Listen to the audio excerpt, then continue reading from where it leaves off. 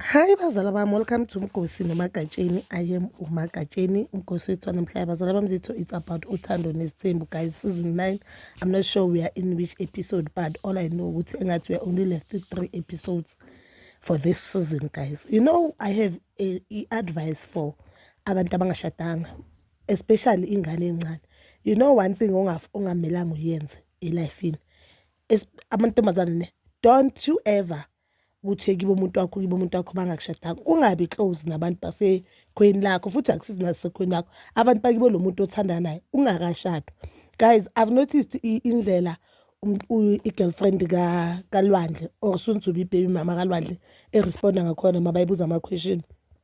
I didn't like i-character yakhe the time bekakhuluma noMacela, but ngambona ngathi ukhululeka kakhulu. Even the questions mabambuza, I remember uMacela uyambuza uzosikhona isithembu, wathi yebo, wathi, and she later answered ukuthi abakekho omunye umuntu ozokhona uLwandle. You understand ukuthi khona ezinye izinto ongamelanga uzisho, or khona ezinye izinto uthola ukuthi kini nina you are free, nikule niyi-free family, nikhuluma nanoma yini, but kwamunye umuzi asiyenzo. Now uMseleku izolo uyambuza ukuthi ingane yethu nangu uphendule ngale ndlela aphendule ngayo. Yethu le ngane ngithi ngithi silinde i-DNA.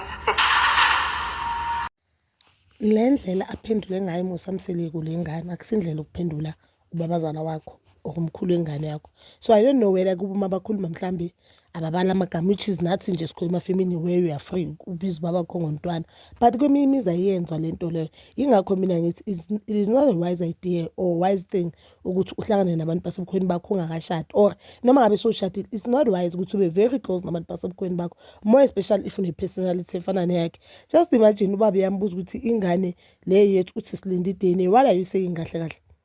Maybe she's acting for the cameras. Maybe ubone uTirela on the previous or on the first season of Izingane Ezithembu indlela bekabehave ngayo towards uVuyokazi. But remember, indlela obehave ngayo kumgca kwakho nendlela ebehave ngayo kubazali, it's way different things. Maybe ufuna kuba relevant on TV, but the way she's behaving, I don't think kuzolasta kaMseleku, because kaMseleku isithembu sakhona is very toxic, and abantu bakhona kwabona nje balulela into encane zovuma umuntu athi wathi kimi ngiyithandanga. You understand?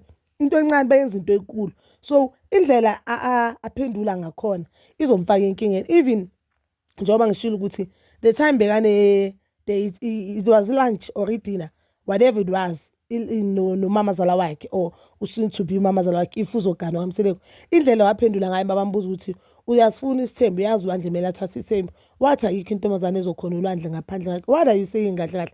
And there are also allegations that are saying ugirl bekayi best friend, ex-girlfriend kaLwandle, and they were very much nje friendly, and she knew about relationship ka-best wakhe noLwandle. So basically ugirl ushaya i-best friend yakhe Sithina.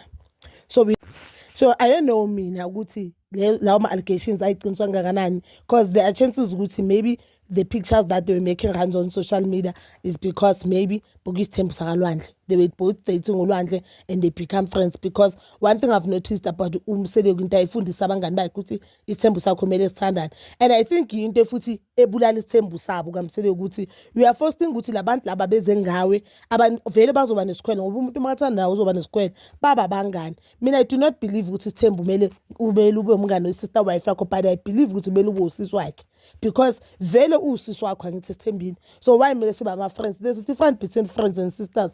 Ungaba nosisi wakho igazi ozala naye, but we are not friends, we are not close kangako. Sikhuluma nje yabo into ezibalekile, but not ukuthi mina naye kumele sibe aba-friends manje masihamba kumele sihambe sonke. Obvious, even abangani, umngane ozikhethele wena yena niyaqabana. So what more umuntu masenihlanganiswe i-boyfriend, yabo ukuthi kuzoba khona ukugejana. Indlela ugela behave ngayo and ilimi lakhe likhipha ngakhona amagama lizomcabanisa nabantu bakaMseleku, and uzofakela uMacela amanzi, because kuzothiwa intombi kaLwandle ithe ubani ozophika,